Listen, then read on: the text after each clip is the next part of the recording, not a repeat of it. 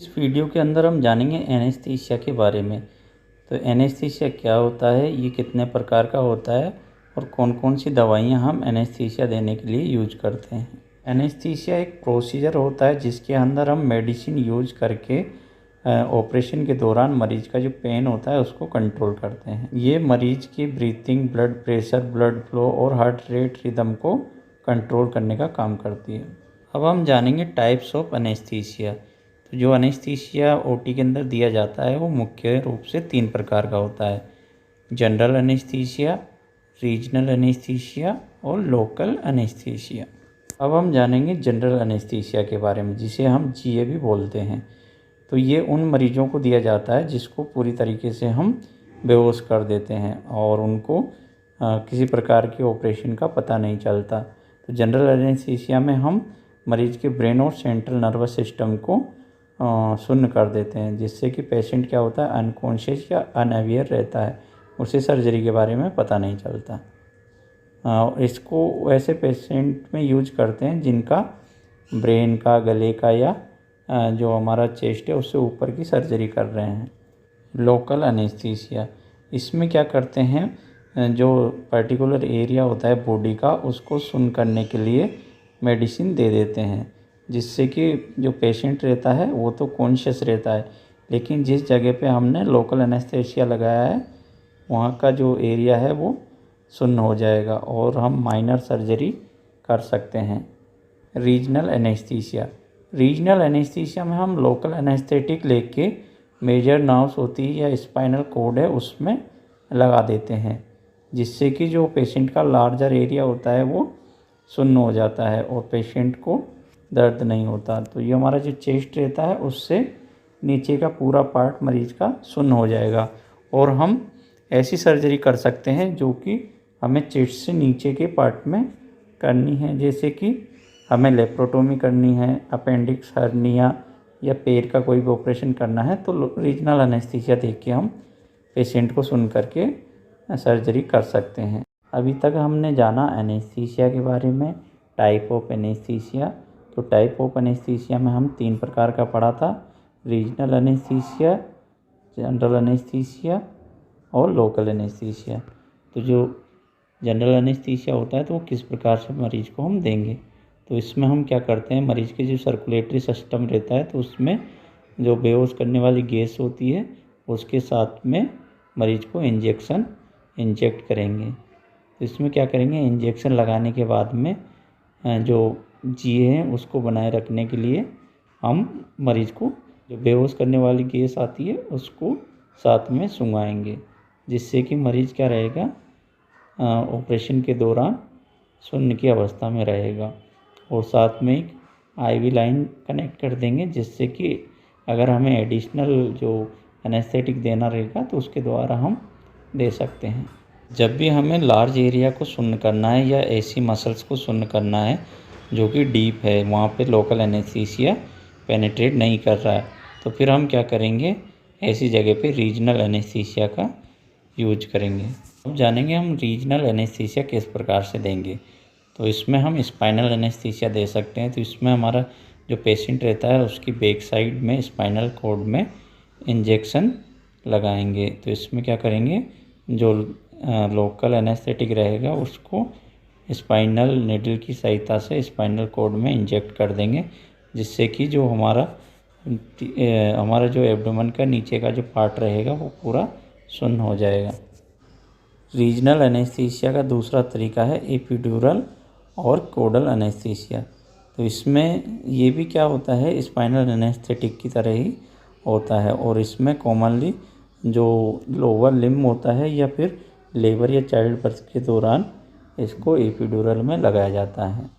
Epidural के अंदर क्या होता है कि जो एपिड्यूरल स्पेस रहता है उसमें एक पतला कैथेटर आता है, तो उसको इंसर्ट कर देते हैं और ऑपरेशन के दौरान जब भी पेशेंट को एनेस्थीसिया में देना रहता है तो उस कैथेटर के द्वारा हम ड्रग्स इंजेक्ट करते रहते हैं, जिससे कि जो सर्जरी है उसके दौरान पेशेंट जगे नहीं या फिर उसको पेन ना हो।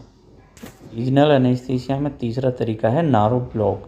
तो इसमें क्या करते हैं, लोकल एनेस्थेटिक को स्पेसिफिक नर्व में इंजेक्ट कर देते हैं, जिससे कि जो एरिया है वहाँ की जो नारो है वो ब्लॉक हो जाएगी और वो इलाका या वो जो एरिया है वो सुन्न हो जाएगा और उस जगह का हम आसानी से ऑपरेशन कर सकते हैं।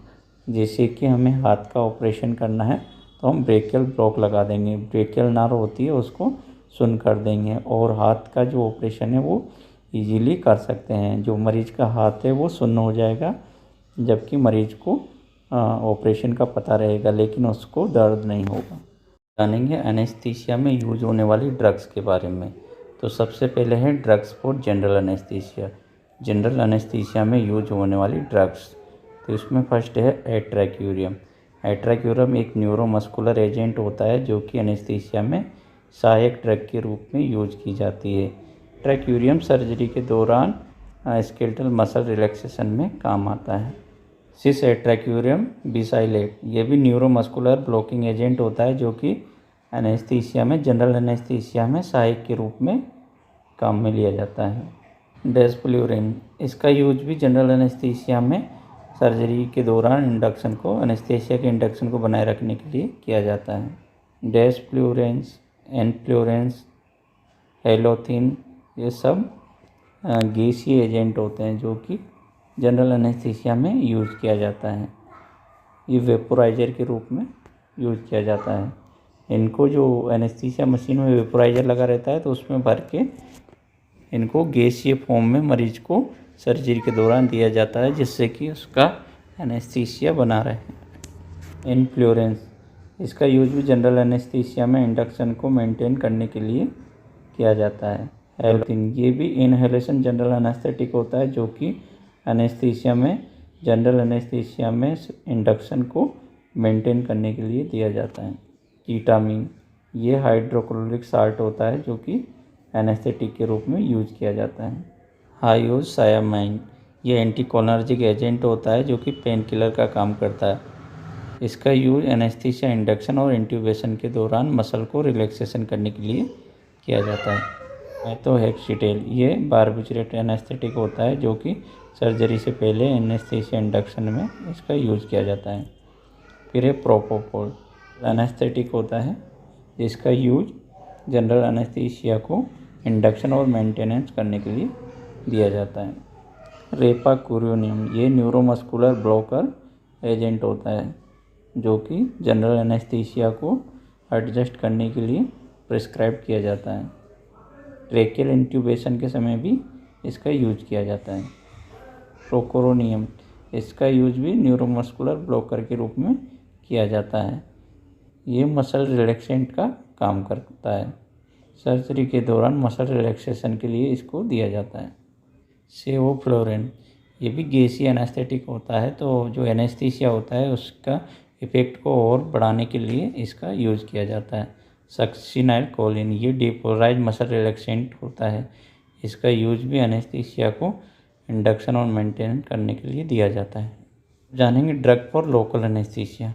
लोकल एनेस्थीसिया में यूज होने वाली ड्रग्स, आर्टिकेन, HCl एंड इफिनेफ्रिन। इंजेक्शन इफिनेफ्रिन का यूज हम लोकल एनेस्थेटिक के रूप में करते हैं। जो डेंटल की सर्जरी होती है उसमें इसका यूज किया जाता है।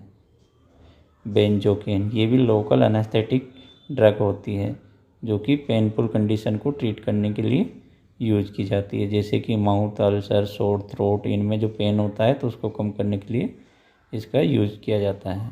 बुपिवाकेन, ये लोकल एनेस्थेटिक होता है जिसका यूज ऑब्स्टेट्रिकल प्रोसीजर और सर्जरी में किया जाता है। लीडोकेन या जाइलोकेन 2%, तो इसका यूज भी हम डर्मल एनेस्थीसिया में करते हैं। लीडोकेन, ये लोकल एनेस्थेटिक होता है तो इसका यूज हम लोकल में और रीजनल एनेस्थीसिया में करते हैं। स्पाइनल एंड एपिड्यूरल एनेस्थीसिया में यूज होने वाली ड्रग, तो ये रहेगी बुपिवाकेन। ये लोकल एनेस्थेटिक होती है जिसका यूज सर्जरी में ऑब्स्टेट्रिकल प्रोसीजर होती है तो उसको करने में किया जाता है।